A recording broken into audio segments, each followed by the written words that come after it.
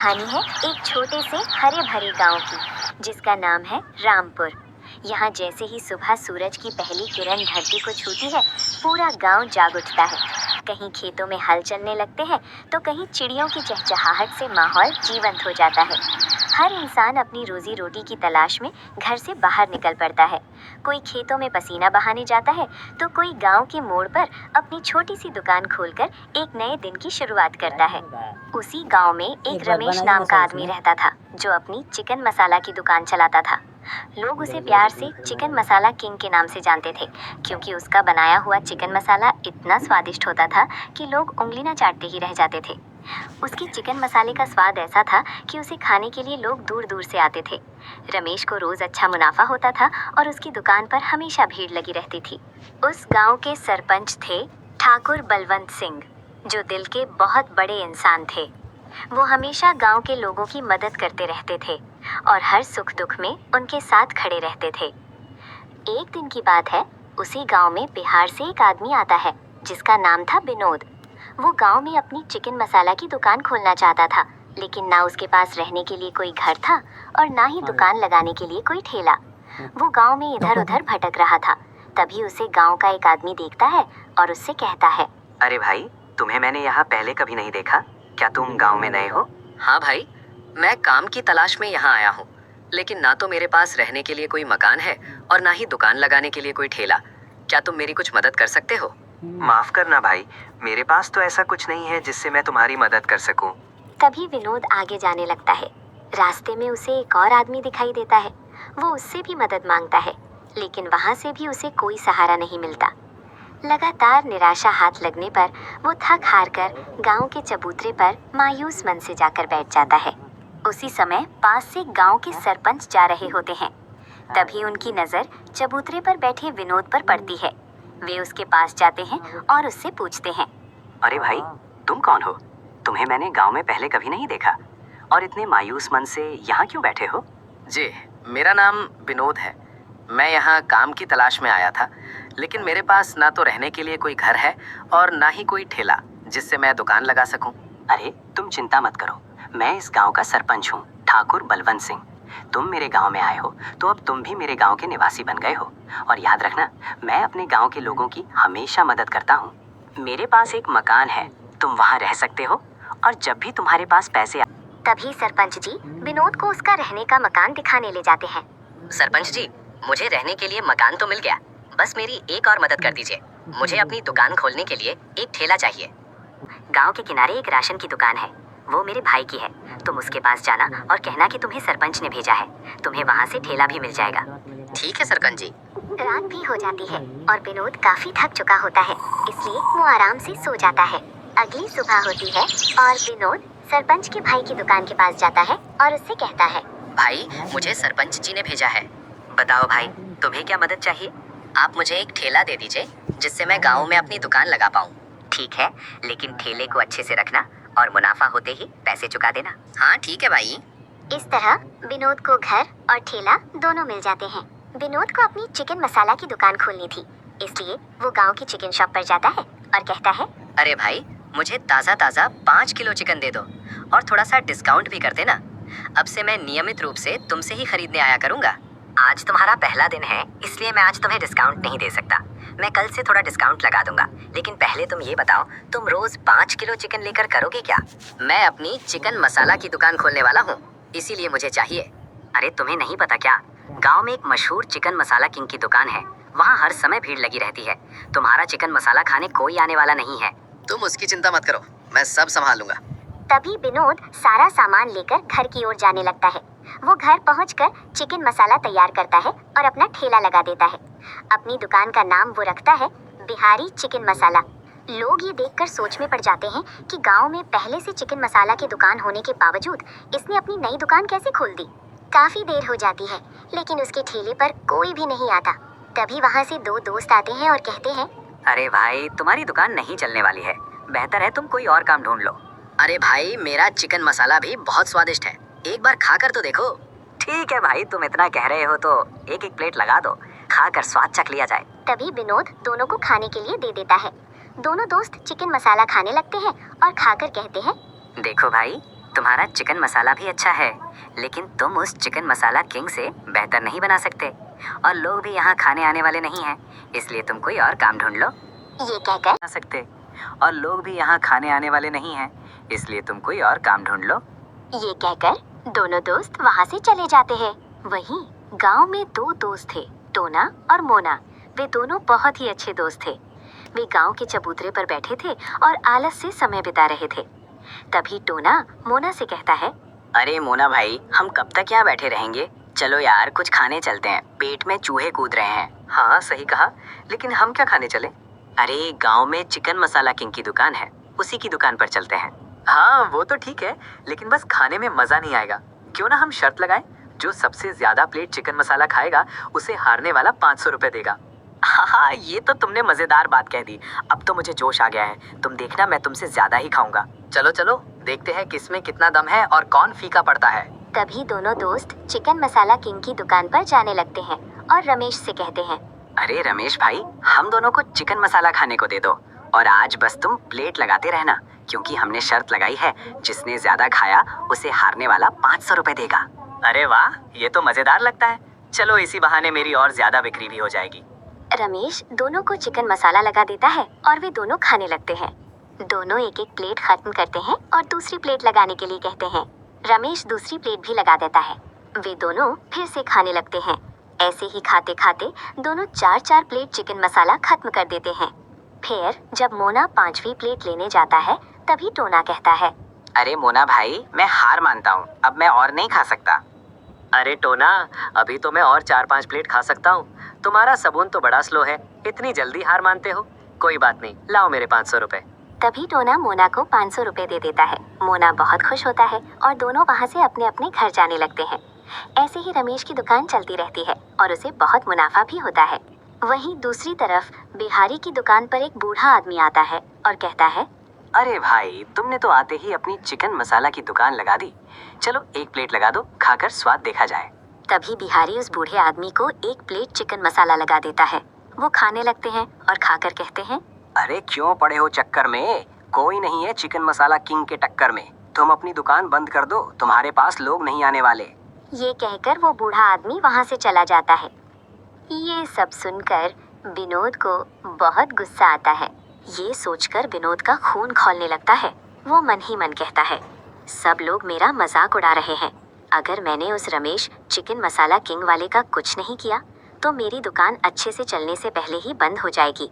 अब मुझे कुछ बड़ा करना पड़ेगा, कुछ ऐसा जिससे पूरा गांव मेरा नाम जाने। तभी उसके दिमाग में एक खुराफाती विचार आता है। वो सोचता है कि अगर उसकी दुकान चलानी है तो उसे कोई गलत रास्ता अपनाना पड़ेगा। मैं गांव में ये अफवाह फैलाऊंगा कि रमेश अपनी चिकन मसाला में कुछ गलत चीज मिलाता है, जिससे गांव वालों की तबीयत खराब हो सकती है। तभी वो गांव के कुछ लोगों के पास जाता है और उनसे कहता है, भाइयों, तुम्हें पता है क्या, ये रमेश अपने चिकन मसाला में स्वाद बढ़ाने वाला एक केमिकल मिलाता है, जिससे लोगों की सेहत खराब हो सकती है। अरे भाई, हम कैसे मान लें? तुम तो इस गांव में नए हो, हमें क्यों भरोसा करना चाहिए तुम्हारी बातों पर? लेकिन विनोद बहुत चालाक था। उसे पहले से ही पता था कि लोग उसकी बातों पर आसानी से विश्वास नहीं करेंगे। इसीलिए उसने एक आदमी को झूठ बोलने के लिए पैसे दिए थे, ताकि रमेश की बदनामी हो और उसकी दुकान बंद हो जाए। यही कारण था कि वो उस आदमी को अपने साथ लाया था। मैंने उसे खुद अपनी आंखों से केमिकल मिलाते हुए देखा है। देखो भाई, अगर तुम्हें मुझ पर विश्वास नहीं है तो ये आदमी तो तुम्हारे ही गांव का है, तुम इसी से पूछ लो। हाँ भाइयों, विनोद सही कह रहा है। कल ही मैं उसके यहाँ से चिकन मसाला का पार्सल लाया था। मेरी पत्नी ने जब वो खाया तो अगले ही दिन उसकी तबीयत खराब हो गई। ये बात धीरे धीरे पूरे गांव में फैल जाती है। लोग डरने लगते हैं और रमेश की चिकन मसाला किंग की दुकान पर जाना बंद कर देते हैं। वही गांव के चबूतरे पर दोनों दोस्त बैठे थे, टोना और मोना। दोनों आलस से बैठे हुए थे और गांव की बातें कर रहे थे। अरे मोना, सुना क्या? लोग कह रहे हैं कि रमेश भैया का मसाला अब सही नहीं रहा। हाँ यार, मैंने भी सुना, लेकिन मुझे यकीन नहीं हो रहा। रमेश भैया ऐसा कर ही नहीं सकते। तभी वहाँ एक गांव वाला आता है और उनसे कहता है, अरे तुम लोग यहाँ बैठे हो, उधर सब लोग विनोद की दुकान पर जा रहे हैं। कह रहे हैं उसका चिकन ज्यादा अच्छा है। चलो, मैं तो जा रहा हूँ विनोद की दुकान पर चिकन मसाला खाने।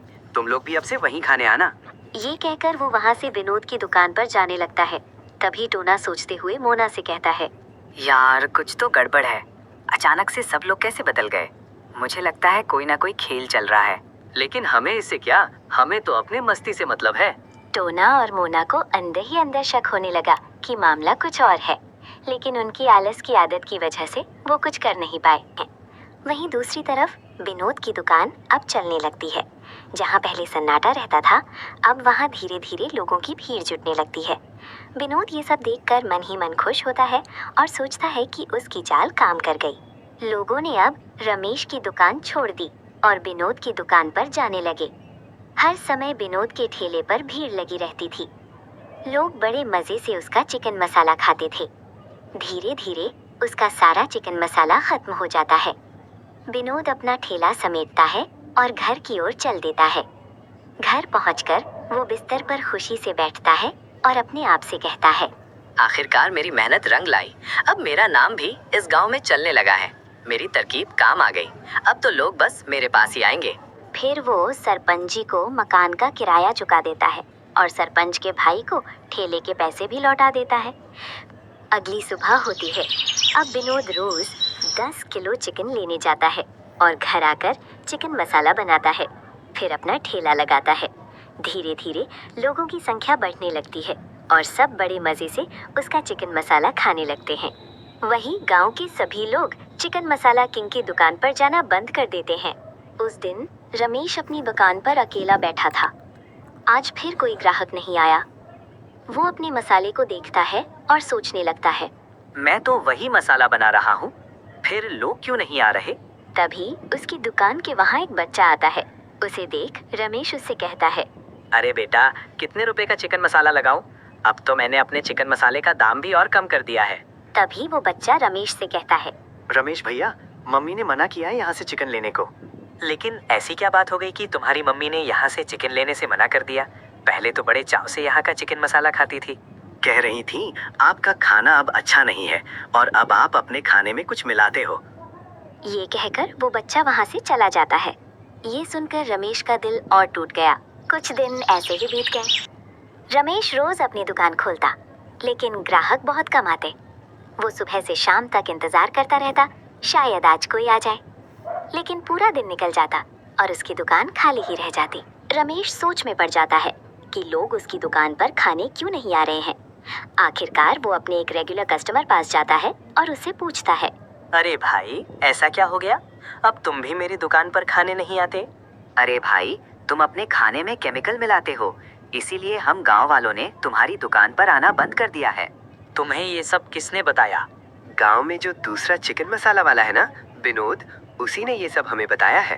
ये सब सुनकर रमेश टूट सा जाता है। वो चुपचाप घर चला आता है। घर पहुंचकर वो अपनी पत्नी से भरे हुए मन से कहता है, ये विनोद ने गांव में झूठी अफवाह फैला दी है, जिसकी वजह से लोग मेरी दुकान पर नहीं आ रहे हैं। उसने मेरी इज्जत और मेहनत पर दाग लगाने की कोशिश की है। मैं उसे ये सब झूठ फैलाने के लिए ऐसे ही नहीं छोड़ूंगा। अब सच सामने लाना ही पड़ेगा, चाहे इसके लिए मुझे कुछ भी करना पड़े। तुम कुछ भी गलत मत करना, पहले उससे प्यार से बात करना, शायद वो अपनी गलती मान ले। और अगर बात नहीं बनी तो हम सरपंच जी के पास जाएंगे, सच के साथ खड़े रहेंगे, क्योंकि आखिरकार सच्चाई ही जीतती है। एक रात रमेश ने विनोद को गांव के बाहर एक सुनसान और अंधेरी जगह पर मिलने के लिए बुलाया। चारों तरफ सन्नाटा था, हल्की ठंडी हवा चल रही थी और माहौल में तनाव साफ महसूस हो रहा था।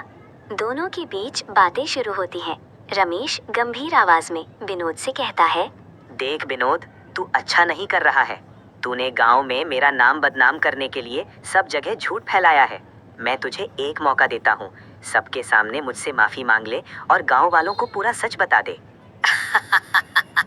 अरे जाओ जाओ, माफी कुछ नहीं, तुमसे मैं कभी माफी नहीं मांगूंगा। जो करना है कर लो, अब तुम्हारी दुकान बंद होकर ही रहेगी। गांव वाले अब मेरे ही पास आएंगे। मैं तेरी बिरयानी में कुछ ऐसा डाल दूंगा जिससे सब लोग बीमार हो जाएं। विनोद हमेशा से ही रमेश के बिजनेस को खराब करना चाहता था। ये सब सुनकर दोनों में धीरे धीरे बहस बढ़ जाती है। रमेश की पत्नी भी वहाँ आ जाती है और धीरे धीरे गांव के लोग भी वहाँ जमा हो जाते हैं। तभी वहाँ ठाकुर बलवंत सिंह भी आ जाते हैं। वे दोनों को शांत कराने की बहुत कोशिश करते हैं, लेकिन गुस्से में विनोद अपना आपा खो देता है और सरपंच के सिर पर लकड़ी से हमला कर देता है। विनोद के हमले से सरपंच जी जख्मी हो जाते हैं। ये सब देखकर गांव वाले घबरा जाते हैं और तुरंत पुलिस को बुला लेते हैं। पुलिस वहां पर आ जाती है और विनोद को गिरफ्तार कर लेती है। इसके बाद उसे जेल में बंद कर दिया जाता है। इस घटना के बाद गांव वालों को विनोद की असलियत पता चल जाती है। उन्हें समझ आ जाता है कि विनोद एक धोखेबाज, बुरी नीयत वाला आदमी था जो रमेश की दुकान बर्बाद करना चाहता था।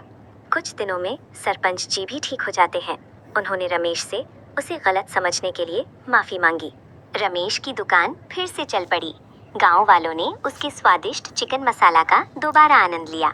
यहाँ तक आपने वीडियो देख लिया है तो वीडियो को लाइक कीजिए और चैनल को सब्सक्राइब करके अपना प्यार दीजिए।